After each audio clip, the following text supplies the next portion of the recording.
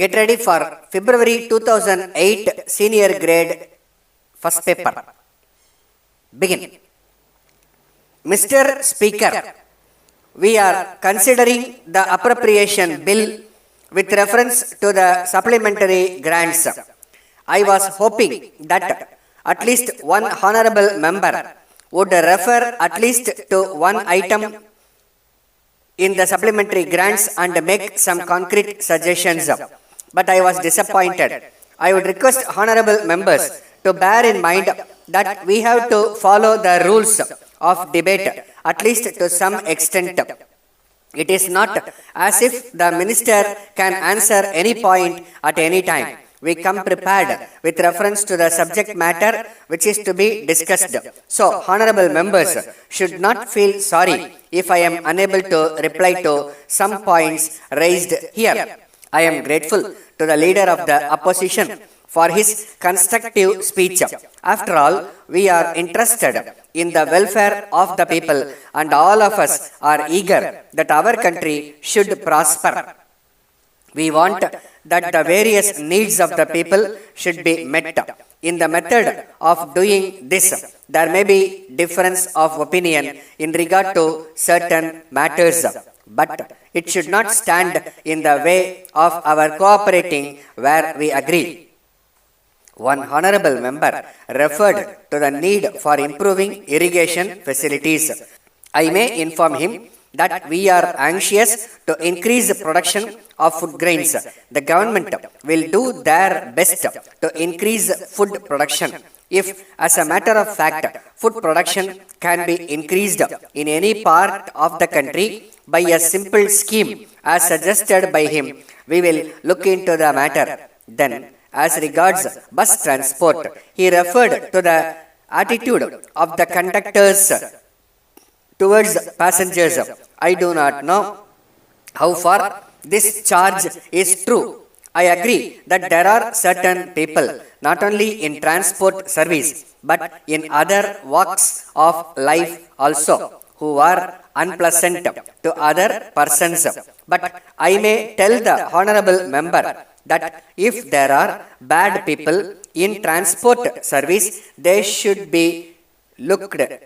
If he had brought to the notice of the government specific instances, we could have taken action. But he made only a general charge. I now come to the subject of loudspeakers. When one meeting is addressed by one party and another meeting which is held just nearby is addressed by another party, if loudspeakers are installed, it will result in shouting and confusion. It is our intention in permitting the use of loudspeakers that they should cause the least inconvenience to others. It is only with this object in view that the use of loudspeakers is regulated. The government will not stand in the way if the meetings are held in a peaceful manner. Subject to this condition, we give full freedom to speech and to write anything in newspapers. We do not object to these things, but some restrictions are necessary to maintain law and order and to see that there is no breach of peace. It is only from that point of view that certain restrictions are imposed and they are in the interest of the community as a whole. If it is possible to make any relaxation, I shall gladly do it. We do not stand in the way of peaceful propaganda and the propagation of opinion by peaceful methods. I thank the honorable members for having cooperated with me and the government and for having made useful suggestions during the debate. We can take pride in the fact that our debate has been at a high level. I am sure that any stranger who has watched our proceeding will give a certificate to that effect. Letter from Ganesh Food Stores, Mumbai, to the Indian Biscuit Company, Pune. Dear sirs, we are very sorry to inform you that we have received a number of complaints from our customers to the effect that on opening the tins of cream biscuits sent by you, they found that the contents were in a very broken condition. In this connection, we may tell you that your consignment of these biscuits was delivered to us on 8th June. As soon as it was received, the boxes containing the tins were opened by our men in our presence, and at that time there were no signs of damage. We therefore assume that when the goods left you, they were already in a damaged state.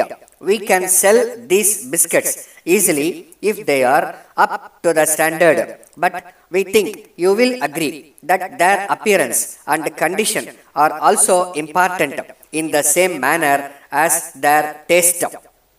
So, we are worried about the grievances of our customers.